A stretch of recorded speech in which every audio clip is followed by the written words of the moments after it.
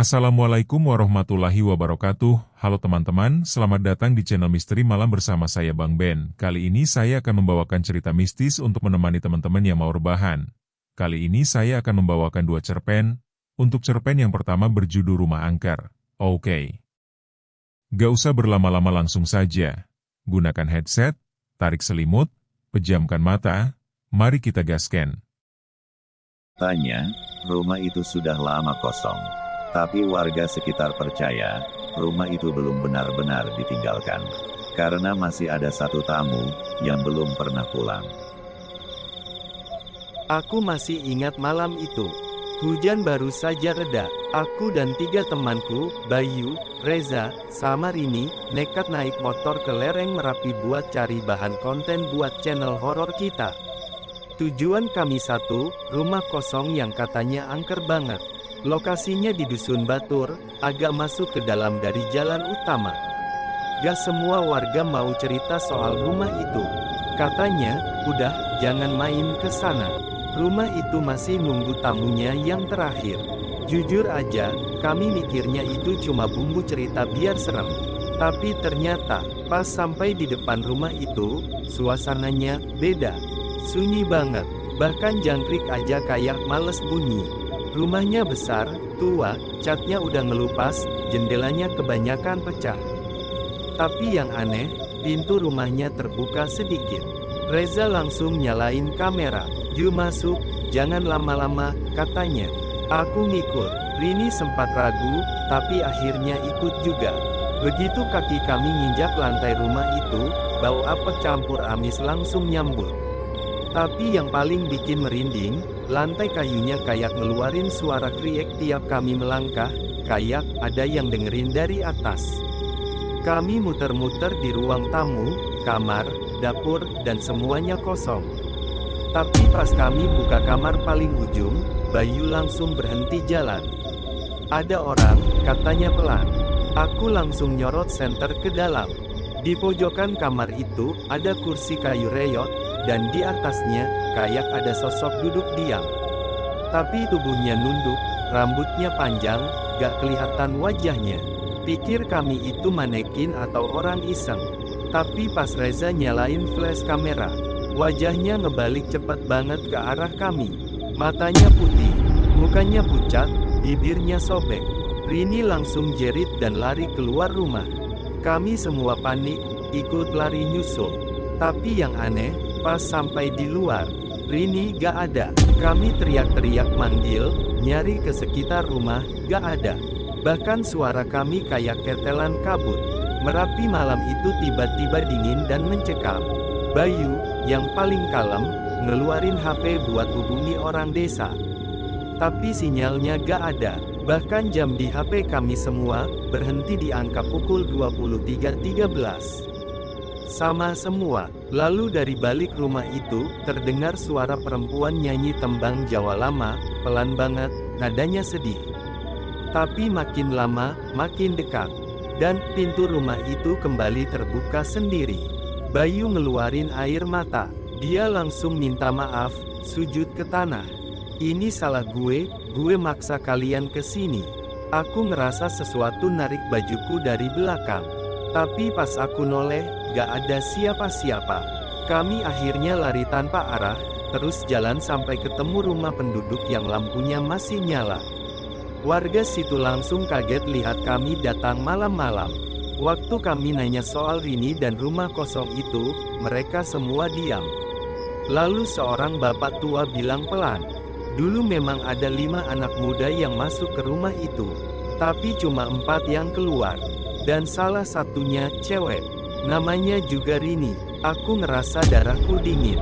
"Pak, itu cerita berapa tahun yang lalu?" Bapak itu jawab, 5 tahun lalu. "Tapi kalian siapa?" Aku, Bayu, dan Reza saling tatap.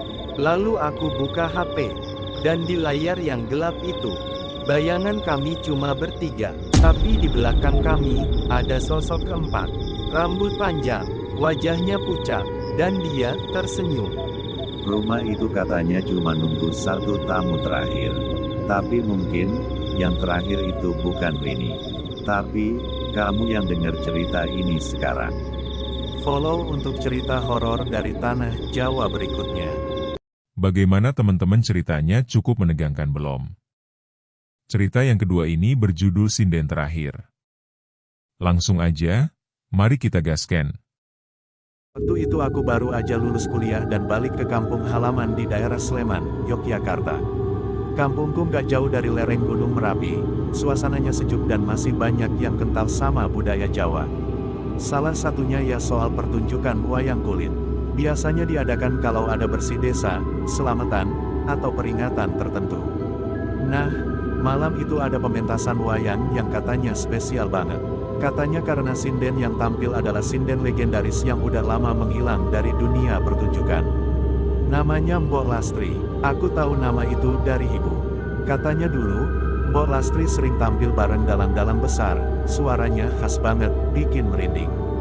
Tapi sejak tahun 2006, tepatnya setelah erupsi Merapi yang besar, Mbok Lastri hilang dari peredaran. Nggak ada kabar, nggak pernah terlihat lagi. Banyak yang bilang dia pindah ke luar kota, ada juga yang bilang dia meninggal. Tapi malam itu, entah kenapa, warga bilang Mbok Lastri akan tampil lagi.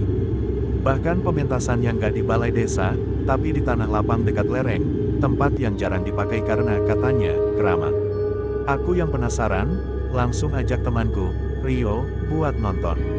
Pas sampai di lokasi, suasananya beda. Lampunya remang-remang, gamelannya sudah mengalun tapi pelan, kayak nunggu waktu mulai. Penontonnya nggak seramai biasanya, padahal ini malam minggu. Aneh, tapi kami tetap duduk di tikar paling pinggir, dekat pohon besar. Sekitar jam 9 malam, pementasan dimulai.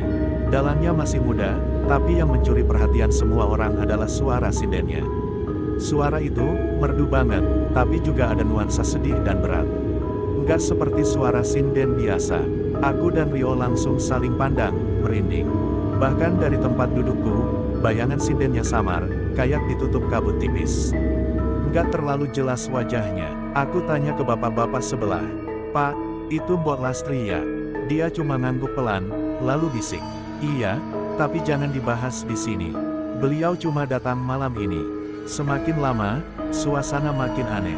Angin mulai bertiup dingin, padahal sebelumnya tenang. Suara gamelan tiba-tiba terasa berat di telinga, seperti menggema dari tempat yang jauh. Dan yang paling ganjil, para penonton satu persatu mulai diam. Nggak ada yang ngomong, nggak ada yang batuk, semuanya kayak masuk dalam trance. Saat wayang mulai menampilkan adegan peperangan, suara sinden jadi makin tinggi. Tapi nada sedihnya makin terasa, seperti sedang menangisi sesuatu. Aku perhatiin baik-baik ke arah panggung. Dan waktu itu aku baru sadar, sindennya nggak duduk di antara para pengrawit. Dia duduk sendiri, sedikit terpisah.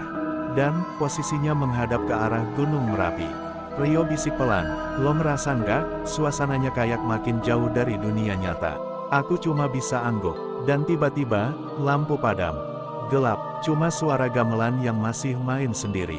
Tanpa listrik, tanpa generator, tapi suaranya jelas banget. Beberapa detik kemudian, lampu nyala lagi. Tapi, sindennya nggak ada. Gamelan berhenti, para pemain berdiri kebingungan. Penonton mulai ribut, dalangnya bahkan terlihat pucat. Semua panitia cari-cari ke belakang panggung. Tapi hasilnya nihil. Aku melihat salah satu ibu-ibu pengrawit nangis. Dia bilang pelan, "Beliau datang cuma pamitan. Malam ini malam satu suro. Mungkin, ini pementasan terakhir beliau. Bukan buat kita, tapi buat alam gaib yang selama ini menemani." Setelah kejadian itu, warga kampung ramai ngomongin hal yang sama. Malam itu banyak yang bilang melihat bayangan wanita berjalan ke arah gunung setelah lampu padam.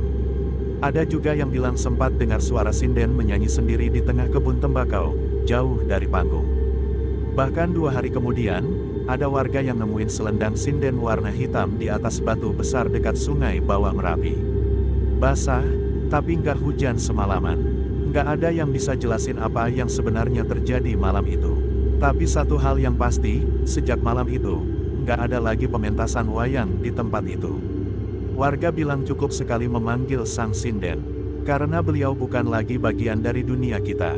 Percaya nggak percaya, sejak malam itu, desa kami tak pernah panggil sinden lagi. Follow untuk cerita horor dari Tanah Jawa berikutnya.